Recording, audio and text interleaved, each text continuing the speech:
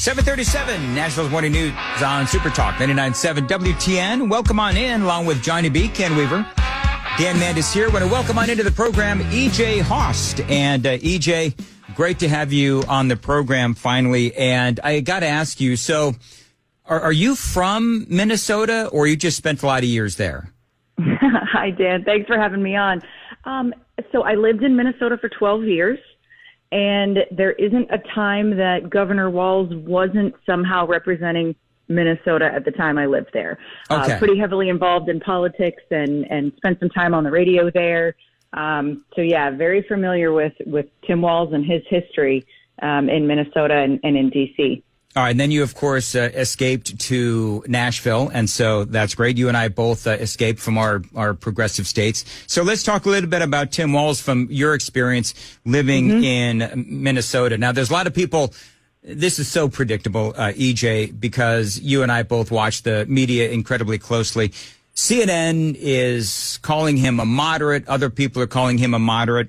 I've been talking about this all morning long. But from your perspective, talk about how progressive or even radical you see him after years of covering him in Minnesota.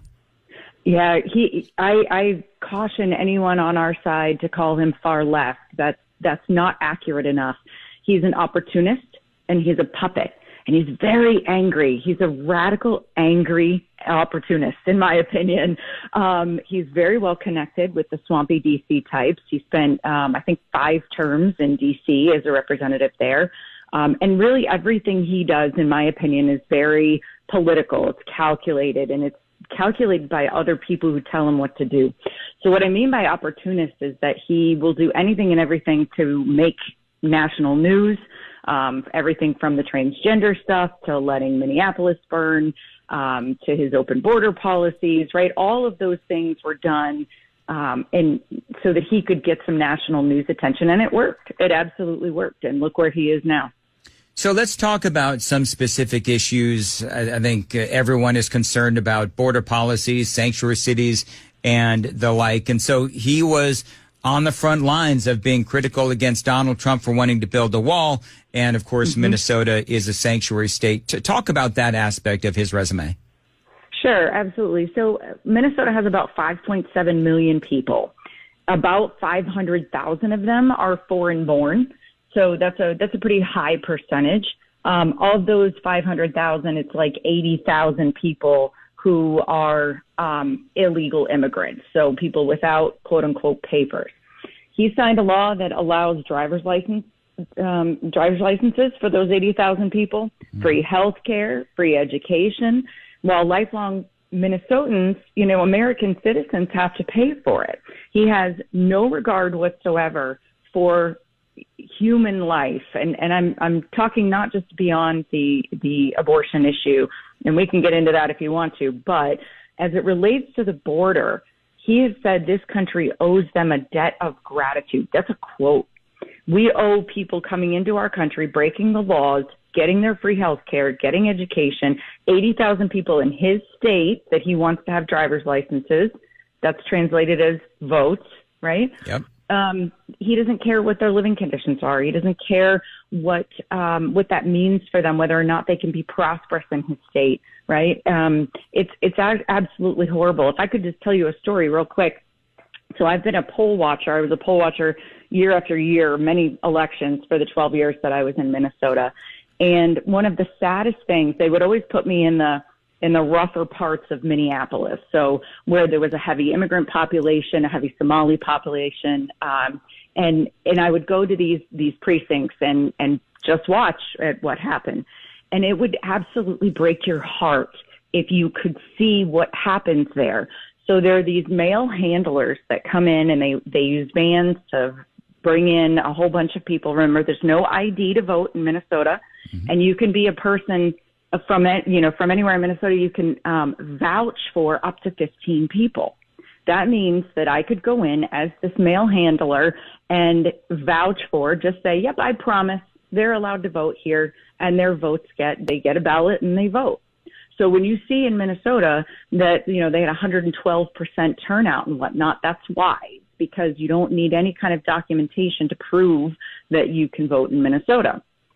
So these women would come in, and it's just, it'll break your heart. It's very sad. They will not really know how to write. They don't speak any English, and their mail handlers go up to the booth with them and kind of show them how to scribble. And then none of them leave without their little sticker. So then they get their little sticker and they file off in the vans. And so this is very well reported. I'm not the only one to report this. But there's very little you can do because all of those ballots get counted. The election is certified. Those poor women are never heard from again. We don't know where they go when they leave the precinct, right? Yeah. But it can't be good. And so these very angry men would come in and just bark orders at these women and tell them what to do with the pen, and then they would all leave and they'd take their little stickers and go. In my opinion, from what I understand, I don't have documented proof from an illegal standpoint, but I have heard that those stickers are their receipts. And that's how they get paid for their votes or how they prove that they voted and that sort of thing. That is horrifying. It's a very, very sad situation, and Walz does absolutely nothing about it as governor. Talk about the fact that Minnesota is a sanctuary state for transgender procedures and surgeries, including puberty blockers. Right. This is very sad. Again, this is an opportunist thing for him to do to make some national attention. I don't think he actually cares about these children or what he's doing. If you're an adult and you want to do something to your body, I'm not going to tell you one way or the other. Just, that's you. Yep. But when you talk about kids, so there's this transgender bill. There's a lot of people who call it the transgender trafficking bill.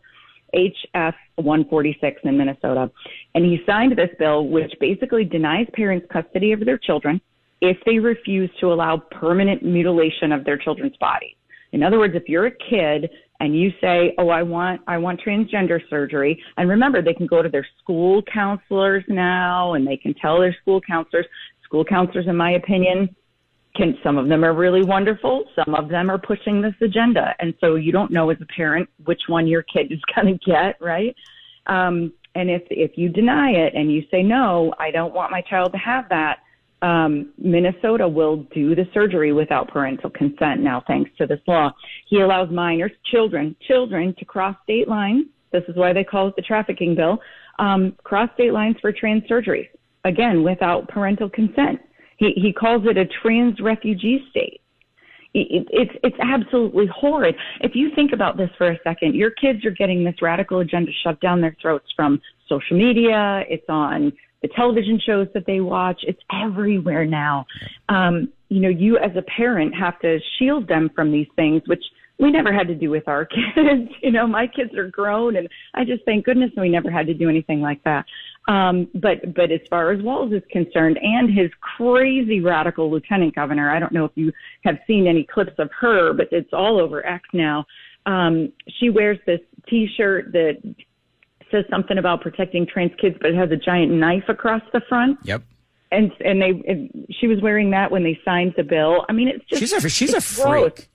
She's a freak. That's the only way that I can describe his lieutenant governor is she's a freak with those again the T-shirt with a knife on it, protect trans rights and all that other stuff. And she just looks bizarre. And that is something that for Tim Walz, this is someone that he obviously endorses. And it is insanity. EJ Haust is joining us on the Newsmaker Hotline.